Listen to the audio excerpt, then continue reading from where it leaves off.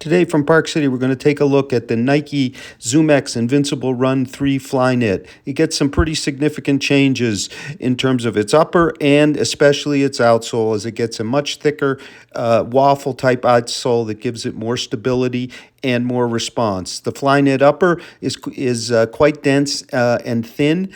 The fit is true to size for me, but this is clearly a performance fit. It weighs 10.12 ounces, 287 grams in my US 8.5, so that's a gain of 0.5 ounces or 14 grams. It's $180 and it is available now.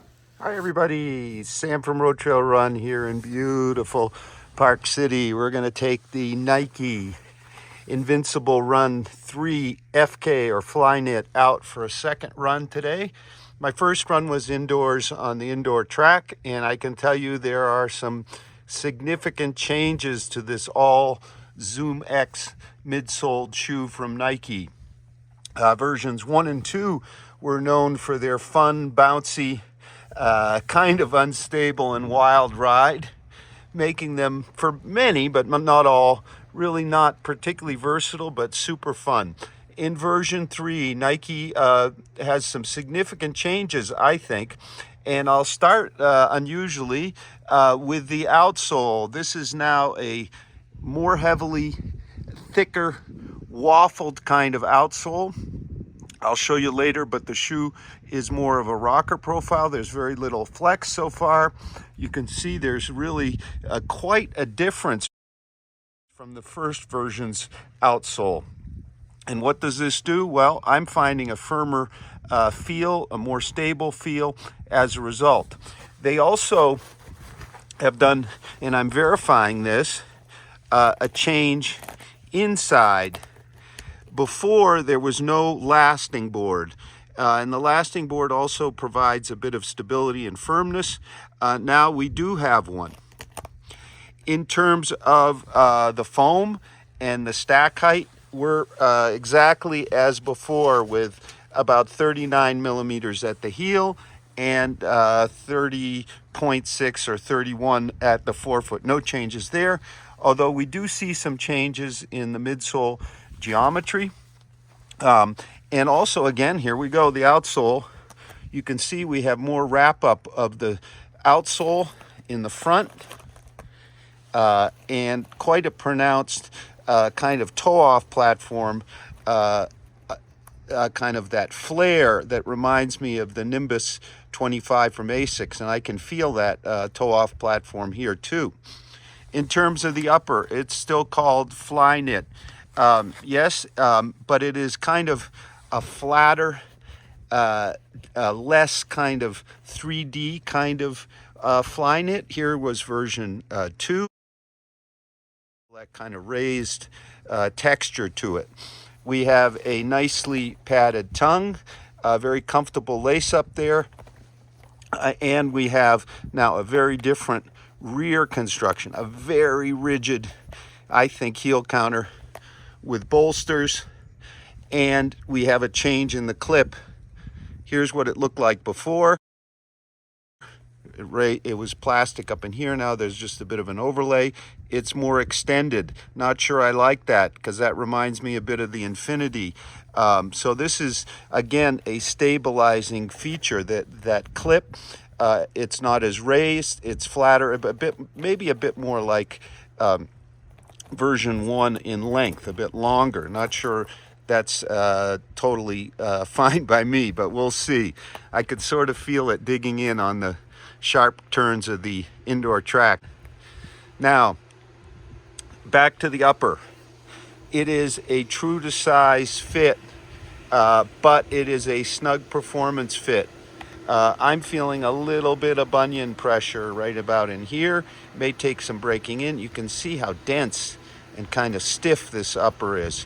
All of it, I think, designed to help you kind of be stabilized on that soft, bouncy ZoomX. Now, and what I'm calling it is more like a sandwich, with the lasting board providing some firmness and stability, and this more extensive outsole. So you've kind of got a toasted sandwich as opposed to soft bread with the bottom, the very bottom, and what's right under your foot. You do have a sock liner, of course. It's kind of an ortholite type sock liner, kind of thin, not much to it. You really don't need much support from the sock liner, but it is thin. Not sure if you put an aftermarket sock liner here and you have any kind of a broad foot that it would work. Lace up has been really easy, very secure. Of course, the upper is so supportive. You can see there's not much toe bumper, a little bit, but not really much needed.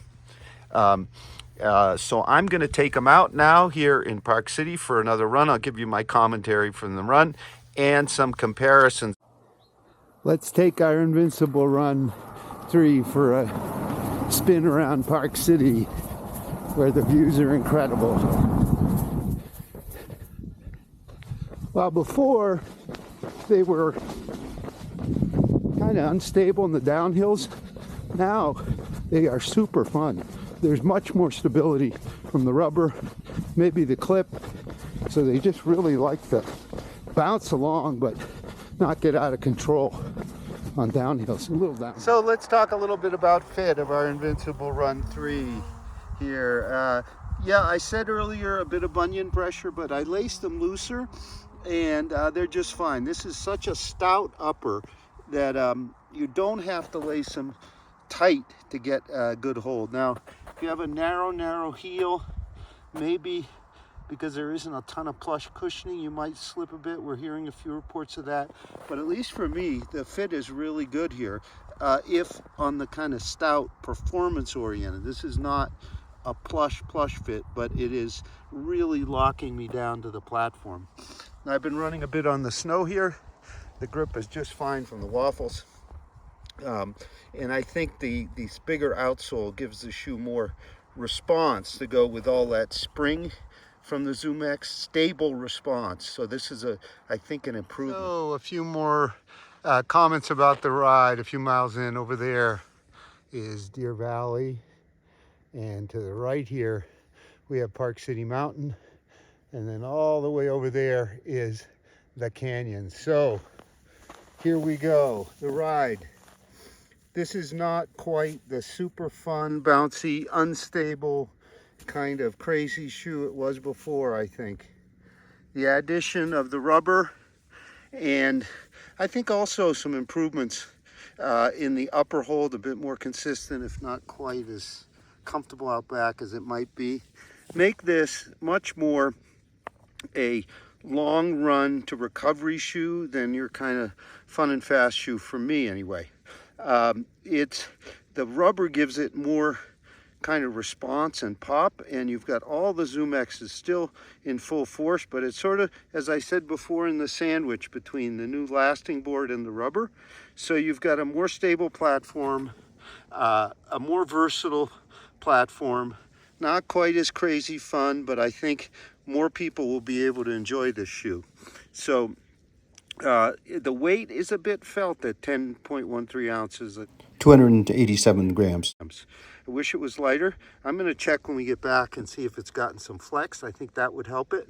But I think it's an improvement, if you will, in the sense that it'll allow more runners to enjoy an all ZoomX midsole without getting into a lot of trouble.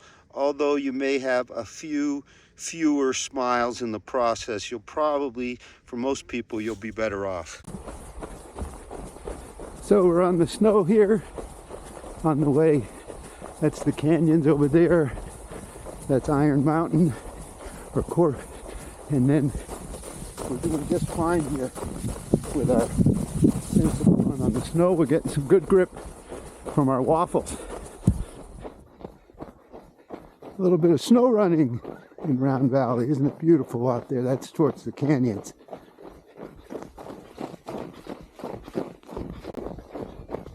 Okay, back from my run. Second run in 24 hours or less in our Invincible Run 3. It was 7.5 miles. moderate slow pace, quite a few uphills, downhills on the road, but I even got on some snow where our waffle outsole did just fine. So a few conclusions about the Invincible Run 3, and I think I've sort of hinted at it during the run. It is I think, quite different shoe than in purpose and in feel than the first two versions, because we now have that stabilizing outsole, and I think also the lasting board. So we essentially get a sandwich here of toast instead of soft bread. We get some firmer response and stability off the road from the outsole. We get a little bit firmer feel underfoot from the lasting board. All of it leads to, I think, a more practical shoe, maybe not quite as much fun as the first two editions.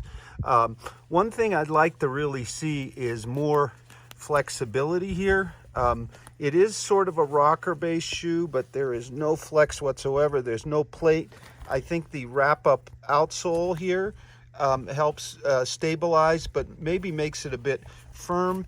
What I'm not finding so far is that the front patch here, which we also had in the 1 and the 2, seemed softer, and it allowed a little bit more kind of easier toe off action to the big toe. I do feel the flare similar to the Nimbus, but then I'm lacking a little bit of toe off. In terms of the ZoomX, of course, we got ZoomX here.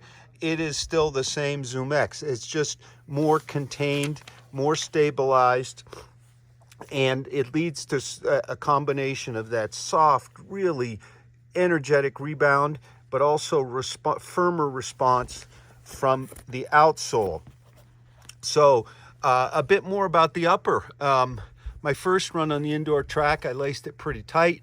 I had some pressure from the rails here, which I think are a bit long, as I said before. Second run on the road, no sharp corners. What I did was I laced them a bit looser, as you can see here, and all was fine. This is not a plush upper, but it is a secure, high performance one. As you can see, not much stretch to the mesh here. It's very dense, but thin. So the shoe, basically, you could probably wear it without even lacing it up. So it is very, very secure and stabilizing along with those rails. So I'm not going to say this is a stability shoe, but compared to the two earlier ones, it is way more stable. So where do I see it fitting in a runner's rotation? Whereas the first one was sort of that fun, bouncy, energetic, kind of huge smiles, not super practical for many people shoes. This one is much more practical. I would call it a long, slower paced run type shoe, a recovery shoe, recovery run shoe. It can be a daily trainer if you prefer the max cushion, because here we're about 439, 40, 31, 9mm drop. One thing I did notice, and it may be because we're not getting much flex yet, and I hope we do get some, is I did notice the weight here, because at 10.12 ounces, 287 grams in my US 8.5, or let's say about 10.4 ounces in the US 9, we're about a half ounce heavier, 14 grams. And until I can kind of get more rolling and more flex, they feel a bit heavier than the first two versions, not just in weight, sort of. But I was also a bit surprised, even though they kind of felt heavy, the energy of the ZoomX kept me moving along pretty good. They climb quite well, but boy, are they fun on the downhill. Now that you have a touch more stability to go with all that energetic bounce from the ZoomX. In terms of comparisons, if you want a more classic daily trainer, the Ride 16 from Saucony would be my top pick. It has some flexibility, which we don't have here. It's considerably lighter, sub 9 ounces if I remember. Another one, the Nimbus 25, about the same weight as here. Even though We have a broad heel here. The geometry, I think, works better here than in the Nimbus, kind of blocky. But then when you get to the front with a similar flare, the Nimbus's toe off is a little better, a little smoother onto the flare. In terms of uppers, they're both really good. The Nimbus is clearly more plush. Let's move on. Let's go to the More V4 from New Balance, which has slightly lower stack and higher weight. Mushy, and broad. Not nearly as much fun, but they, at this point, they actually kind of play in the same sandbox of being broad, stable, with some kind of softness. I would go with the Invincible in that matchup. And in another one to really look at, the Craft Pro Endure with TPE foam, very energetic, super fun to run, not quite as secure an upper, but I think leans more towards daily training than our Invincible. So that's the scoop, the initial scoop on the Invincible Run from Nike. We're going to have a full multi-tester review on RoadTrailRun.com real soon. So it's $180. It's available now. The Nike Invincible Run 3 FK Flyknit.